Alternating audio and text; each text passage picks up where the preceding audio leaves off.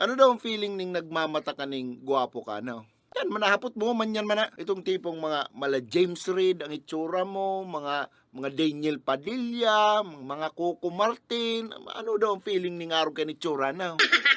Itong tipong garo ka gwapong udo na tiglalangaw ning babayi. Itong tipong garo gusto gabos bataong ka mo ganing si Ram. Ano daw feeling ning araw ka na? Ano ba selling mo? At ako inapot mo. Pareho sa naman kitang itsurang buhaka. Garo ka nakainsulto ha. Sa bagay. Ayaw kong pakiram sa feeling kayo mga nagmamatang gwapong an. Ako nagmamatang kapandok ni Boy Lado.